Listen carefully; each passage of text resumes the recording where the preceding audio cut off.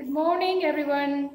आज का हमारा टॉपिक 12th क्लास की बुक समकालीन विश्व राजनीति की फर्स्ट चैप्टर से ही चल रहा है। इसकी हम 2 वीडियो में पढ़ चुके हैं, शीत युद्ध के बारे में, उसके कारण, और उसके बाद हमने पढ़ा था गुटनिरपेक्ष आंदोलन जो शीत युद्ध को रोकने के लिए बनाया गया था। तो आइए आज हम उसी को कंटिन्यू करते हैं। शीत युद्ध का दौर, आपको पता है कि दूसरा विश्व युद्ध 1939 से 1945 तक चला। 1945 में जापान के 2 शहरों हिरोशिमा और नागासाकी के ऊपर परमाणु बम गिराए गए थे अमेरिका के द्वारा, और उसके तुरंत बाद ये दूसरा विश्व युद्ध बंद हो गया था और शीत युद्ध का दौर शुरू हो गया था। शीत युद्ध का दौर शुरू होने का कारण था 2 महाशक्तियों में वर्चस्व की लड़ाई। दोनों महाशक्तियां संयुक्त राज्य अमेरिका और सोवियत संघ, ये दोनों ही महाशक्तियां अपने आप को बड़ा दिखाने के लिए ज्यादा से ज्यादा राष्ट्रों को अपनी तरफ मिलाने की होड़ में लगी हुई थी, और उस दौरान बहुत ज्यादा परमाणु हथियारों का निर्माण भी किया गया था, क्योंकि एक से ज्यादा ताकत, सैन्य ताकत, परमाणु हथियारों की ताकत दिखावा करने में दोनों शक्तियां लगी हुई थी। और एक बार, कई बार तो ऐसा तनाव भी हो गया था, ऐसा लगने लगा था कि किसी भी दौरान ये हॉट वॉर में बदल सकता है। तो शीत युद्ध के दौरान बहुत ज्यादा हथियारों का निर्माण किया गया।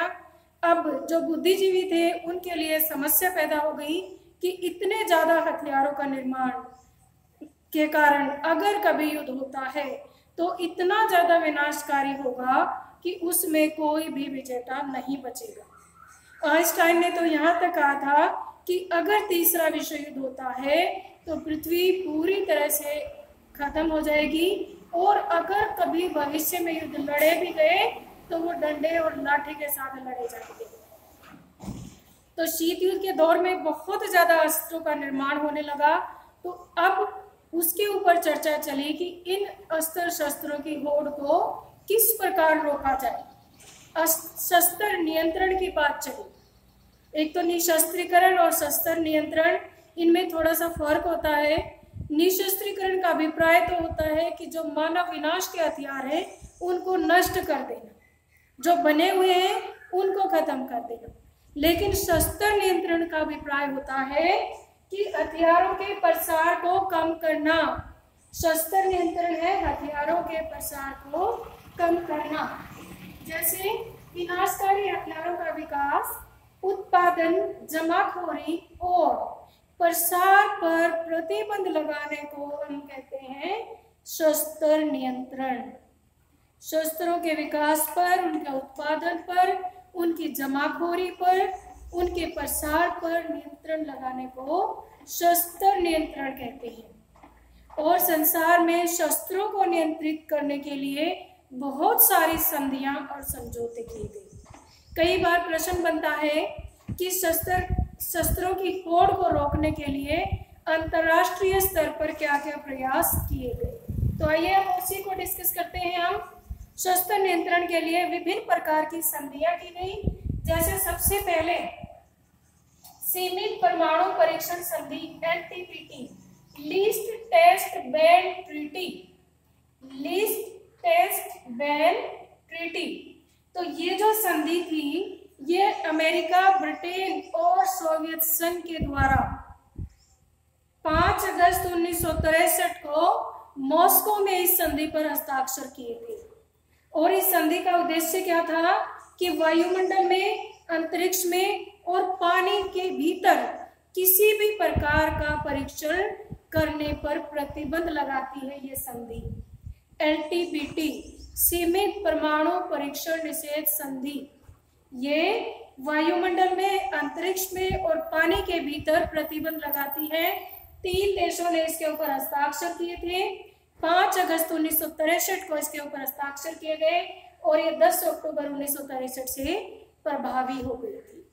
और ध्यान रखने की बात यह है कि ये वही देश हैं जिन्होंने पहले परमाणु हथियार बना लिए। अब इसी रास्ते पे चलते हुए दूसरी संधि परमाणु अप्रसार संधि NPT, नॉन प्रोलिफरेशन ट्रीटी, परमाणु नॉन न्यूक्लियर प्रोलिफरेशन ट्रीटी, परमाणु अप्रसार संधि। इस संधि पर 1 जनवरी 1967 से पहले जो परमाणु शक्ति संपन्न राष्ट्र थे उन्हें छूट दी गई परमाणु हथियार रखने की, और उन देशों में आते थे अमेरिका, फ्रांस, चीन और यूएसएसआर और Britain.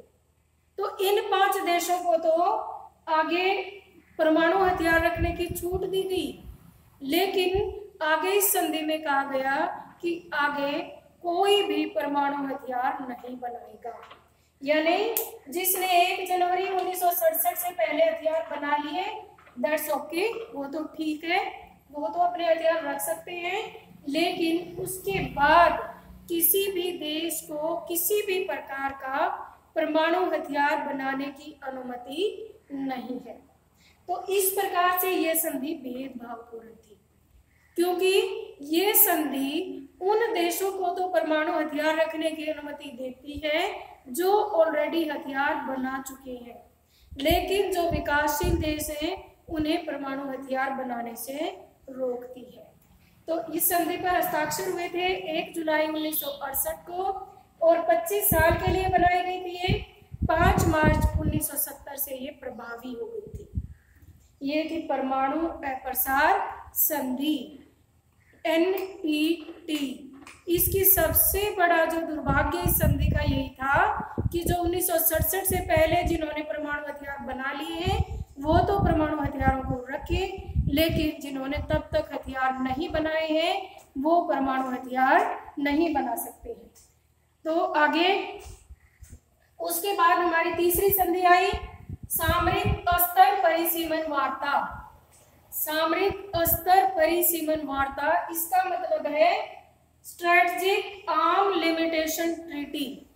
Strategic arm limitation treaty, इस पे दस्तखत करने वाले थे अमेरिका के राष्ट्रपति निक्सन और सोवियत संघ के राष्ट्रपति लियोनार्ड ब्रेजनेव। ये भी 2 बड़े देशों के बीच में संधि हुई थी, निक्सन के बीच में और ब्रेजनेव के बीच में। 26 मई 1972 को यह संधि हुई थी। जैसे कि इसके नाम से पता चल रहा है हमें, सामरिक स्तर परिसीमन वार्ता, ये जो युद्ध के जो हथियार हैं उनके ऊपर प्रतिबंध लगाती है, सीमा लगाती है कि ज्यादा हथियार नहीं बनाने हैं। इसी तर्ज पर एक और संधि हुई, एक और वार्ता हुई, सामरिक स्तर परिसीमन वार्ता 2, strategic arm limitation treaty. Second दौर की वार्ता हुई है। इसके ऊपर हस्ताक्षर करने वाले थे अमेरिका के राष्ट्रपति जिमी कार्टर और ब्रेजनेव। सोवियत संघ की तरफ से ब्रेजनेव थे और अमेरिका की तरफ से जिमी कार्टर थे, और यह संधि 18 जून 1972 को हुई। इस वार्ता में भी इन बातों पर डिस्कस हुआ कि ज्यादा जो घातक हथियार है उनके ऊपर सीमा लगाई जाए, परिसीमा संधि, लिमिटेशन ट्रीटी। नेक्स्ट हमारा आता है सामरिक स्तर न्यूनीकरण। न्यूनीकरण से हमें पता चल रहा है कम करना, कटौती करना। सामरिक start 1, strategic arm reduction treaty, जो भी घातक हथियार है उनको कम किया जाए। ये संधि अमेरिका के राष्ट्रपति जॉर्ज बुश और गोर्बाचेव के बीच में हुई थी। हालांकि ये हुई तो बड़े देशों के बीच में थी ये सारी वार्ता, लेकिन ये पूरे विश्व के ऊपर लागू होने वाली थी। तो 31 जुलाई 1991 को ये वार्ता हुई, जिसमें कि अमेरिका के राष्ट्रपति जॉर्ज बुश और सोवियत संघ के राष्ट्रपति मिखाइल गोर्बाचेव ने शामिल थे। इसमें स्टार्ट है ये strategic arm reduction treaty. Reduction मतलब कम करना, न्यूनीकरण करना। नेक्स्ट हमारी आती है सामरिक स्तर न्यूनीकरण संधि 2। इसमें भी अमेरिका के राष्ट्रपति और सोवियत संघ के बोरिस येल्सिन के बीच ये संधि वार्ता हुई। 3 जनवरी 1993 का हुई। इस वार्ता में भी यही कहा गया कि जो भी घातक हथियार है उनको कम किया जाए, उनकी कटौती की जाए, उन्हें नष्ट किया जाए। तो इस तरह से ये वार्ताएं चली। और उसके बाद मैं एक और बता दूं, सीटीबीटी के बारे में मैंने आपको पहले भी बुक में, पीछे वाली जो बुक पढ़ाई थी, विदेश नीति के चैप्टर में बताया था। ये जो सीटीबीटी है ये ही एनपीटी का ही अगला रूप है ये, और इसका मतलब है comprehensive test ban treaty. Comprehensive test ban treaty, व्यापक परमाणु परीक्षण निषेध संधि। व्यापक परमाणु परीक्षण निषेध संधि, इसमें भी वही है जैसे एनपीटी में था कि जो परमाणु हथियार नहीं बना रखा जिन्होंने, उनके ऊपर प्रतिबंध लगाती है। ये विहित भावपूर्ण है, इसलिए भारत ने इसके ऊपर हस्ताक्षर नहीं किए। भारत ने इस पे हस्ताक्षर नहीं किए। कई बार छोटे क्वेश्चन में ये पूछ लिया जाता है। तो आई होप यहाँ तक आप समझ गए होंगे कि शस्त्र नियंत्रण के लिए अंतरराष्ट्रीय स्तर पर किए गए प्रयासों का वर्णन करें। तो इसमें आपने इन संधियों के बारे में बताना है, किन किन पर ये लागू होती है, कब ये शुरू हुई, किसने ये चालू करवाई थी। अंडरस्टूड? तो चलिए आगे बढ़ते हैं। फिर इसमें भारत और शीत युद्ध के बारे में, भारत और शीत युद्ध के बारे में पढ़ते हैं हम। तो इसमें हमारा ये आता है कि भारत ने शीत युद्ध के दौरान गुटनिरपेक्षता की नीति अपनाई और उस गुटनिरपेक्षता की नीति का क्या फायदा मिला सरकार को अंतरराष्ट्रीय स्तर पर भी, और भारत को भी उसका क्या फायदा मिला। पहली बात तो ये थी कि भारत ने अपने गुटनिरपेक्ष आंदोलन में दो बातें मेन रखी अपनी विदेश नीति में। एक तो खुद दोनों खेमों से दूर रहेंगे, दोनों खेमे यानी संयुक्त राज्य अमेरिका वाला और सोवियत संघ वाला, दोनों ही खेमों से दूरी बनाए रखी। पहला तो ये था गुटनिरपेक्ष नीति का पहला उद्देश्य।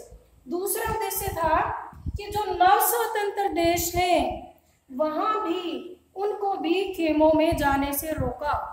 जो दुनिया के ऐसे देश थे जो अभी अभी स्वतंत्र हुए हैं, जिनके पास जिन्हें पता नहीं है क्या करना है, जो बहुत गरीब हैं, उन राष्ट्रों को भी किसी भी खेमे में जाने से रोका और एक शक्ति संतुलन का काम किया, और उन नव स्वतंत्र राष्ट्रों की भारत ने अपने बलबूते पर मदद भी की।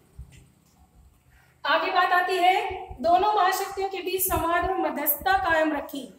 दो महाशक्तियां आपस में किसी भी दौर में किसी भी समय ऐसा प्रतीत हो रहा था कि दोनों ही महाशक्तियां युद्ध में आमने सामने आने वाली है।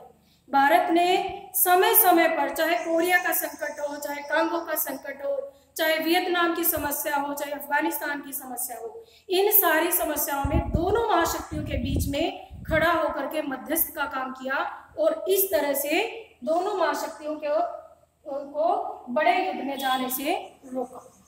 नेक्स्ट पॉइंट हमारा है स्वतंत्र व परस्पर सहयोगी राष्ट्रों के ऊपर गहरा विश्वास। जो राष्ट्रकुल के सदस्य हैं उनको अपने विश्वास में लिया भारत ने कि हम इकट्ठे, अगर राष्ट्रकुल के सदस्य एक बहुत बड़ी ताकत है, अगर वो इकट्ठा रहेंगे और किसी भी गुट में शामिल नहीं होंगे तो विश्व में शांति बनाए रखी जा सकती है और युद्धों से बचा जा सकता है, क्योंकि युद्ध किसी भी रूप में मानव जाति के लिए फायदेमंद नहीं होता है। नेक्स्ट पॉइंट हमारा आता है इसमें, तो इस तरह से जो गुटनिरपेक्षता की नीति अपनाई उसमें भारत ने दो तरह से उसके हित साधन हुए। पहली बात, भारत ऐसे अंतर्राष्ट्रीय फैसले ले सका जिसमें उसका हित साधता हो। अगर मान लो भारत यूएस संयुक्त राज्य अमेरिका के पक्ष में हो जाता या सोवियत संघ के पक्ष में हो जाता, तो जैसी उनकी नीति है वैसी ही भारत को भी माननी पड़ती और वो जरूर कोई ना कोई दबाव बनाते हो राष्ट्र। लेकिन भारत ने बहुत समझदारी से काम लिया, दोनों खेमों से अलग रह करके अंतरराष्ट्रीय स्तर पर ऐसे फैसले लिए जिनमें भारत का अपना हित सधता हो। नेक्स्ट पॉइंट आता है इसमें, भारत ने दोनों महाशक्तियों की मदद लेने का रास्ता खुला रखा। भारत न तो अमेरिका के पक्ष में गया, न ही सोवियत संघ के पक्ष में गया। उसने दोनों ही महाशक्तियों में, अगर उसे लगता है कि अमेरिका से उसे फायदा होने वाला है, अमेरिका से उसे तकनीकी मदद चाहिए या कोई और मदद चाहिए, तो उसने रास्ता खुला रखा। और इन बड़ी महाशक्तियों ने भी, कोई सी भी महाशक्ति ने भारत से द्वेष रखने की कोशिश नहीं की, क्योंकि भारत एक मध्य एशिया का एक बहुत बड़ा देश है और भारत से को वो एक बहुत ही अच्छा सामरिक दृष्टि से अड्डे के रूप में दोनों ही महाशक्तियां देख रही थी। तो कोई भी महाशक्ति भारत जैसे देश के साथ पंगा लेना नहीं चाहती थी। इसका भारत को फायदा मिला और भारत को जब भी जरूरत पड़ी, अमेरिका से जरूरत पड़ी तो वहां से भी रास्ते अपने खुले रखे और सोवियत संघ से जरूरत पड़ी तो वहां से भी अपने खुले रास्ते रखे। और 1971 में सोवियत संघ के साथ तो उन्होंने मित्रता संधि भी की थी, मित्रता संधि की थी। हालांकि संधि की काफी सारी आलोचना भी हुई थी, USSR, union of Soviet socialist Republic, जिसे हम सोवियत संघ भी कहते हैं, इसकी काफी आलोचना भी हुई थी गुटनिरपेक्षता की नीति की। इसमें कहा गया था कि भारत की जो गुटनिरपेक्षता की नीति है सिद्धांतहीन है, कभी कहता है किसी भी शक्ति में नहीं मिलना है और कभी फिर मित्रता संधि कर लेता है। लेकिन इसमें भी भारत ने अपना पक्ष रखा और कहा कि ये मित्रता संधि है, ये कोई सैनिक संधि नहीं है। तो यहाँ पर आज हमारा ये चैप्टर पूरा कंप्लीट होता है। आई होप आपको समझ आया होगा। इसके पॉइंट्स आराम से याद कर लेना, एक बार समझना है दोबारा रिप्ले करके देख लेना। और नाउ चैप्टर इज कंप्लीटेड, तो कर लो इसको।